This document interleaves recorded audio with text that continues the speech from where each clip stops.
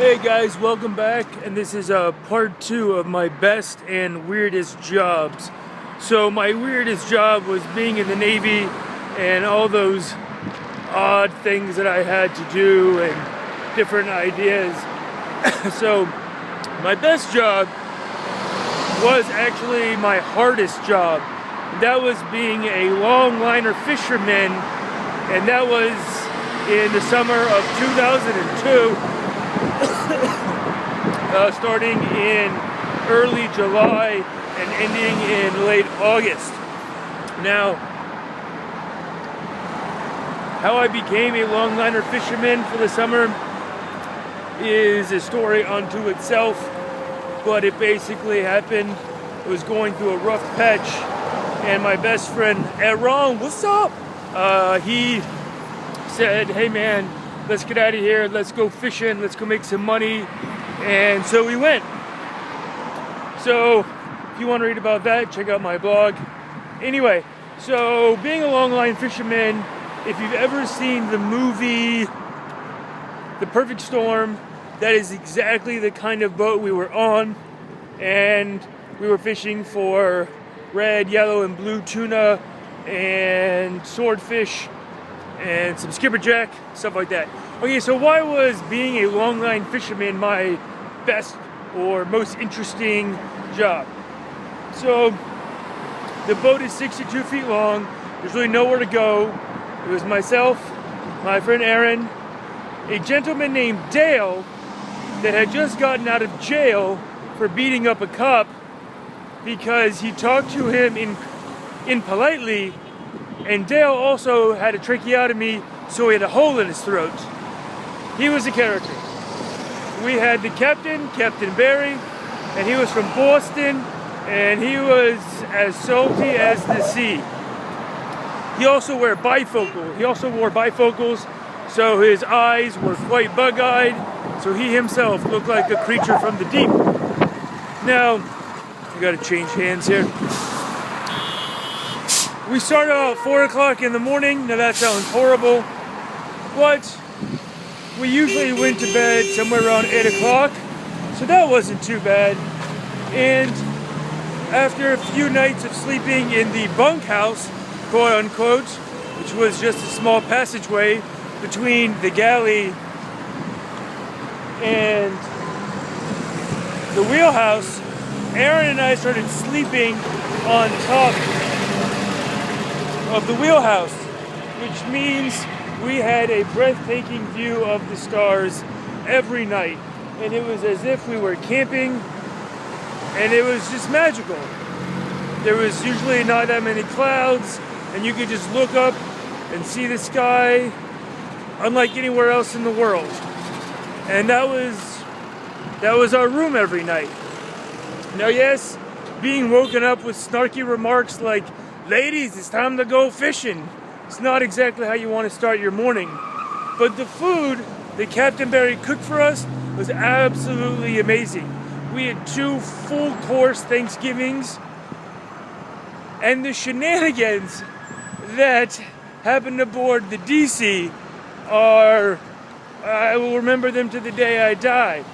For example, Dale was the butcher, so he would cut the fish down the middle and remove their organs. And sometimes when we would pull up the fish, they would still be alive. In this scenario, it was a very large swordfish, and it has a sword on the front, very big. And it was flapping around the deck.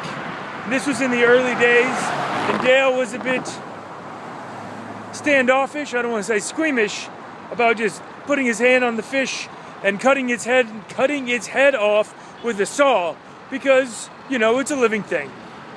So Captain Barry is saying, "Dale, cut his head off! Dale!" And Dale was kind of dancing around the fish, and finally the fish gave a good thump with its tail and pushed itself forward and stabbed Captain Barry in the leg. And then Captain Barry proceeded with his hands to punch the fish to death, and the eyeball exploded in a beautiful finale. Events like this made the job ridiculously memorable, fun, hilarious.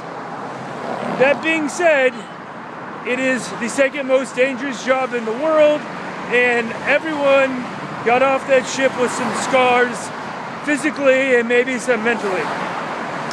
We did not make as much money as we wanted. I think we made just like $2,700 or something, but that's pretty good for college kids.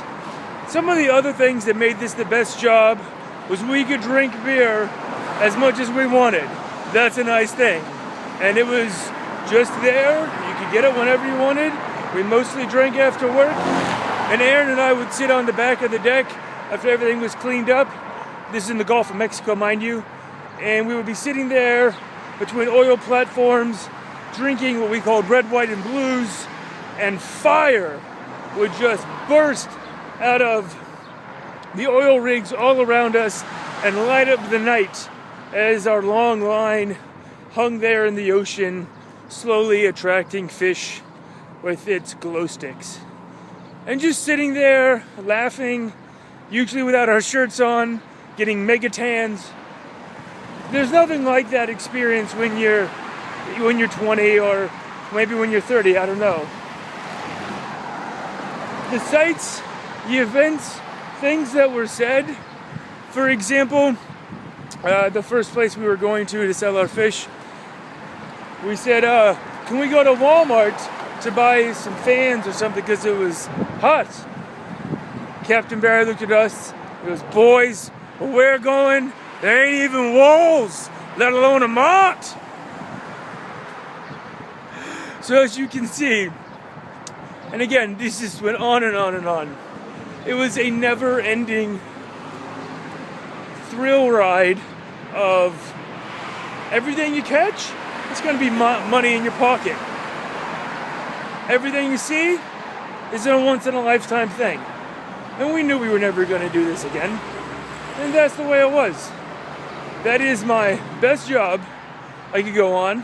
Again, check out the blog I have a full short story about that summer. Check out the blog if you want to check that out. And that is my best job so far. Oh, I forgot to do a timestamp. Today is March 31st, 2016. Hafr El Batten, Northern Saudi Arabia. Hope you guys are having a good day wherever you are.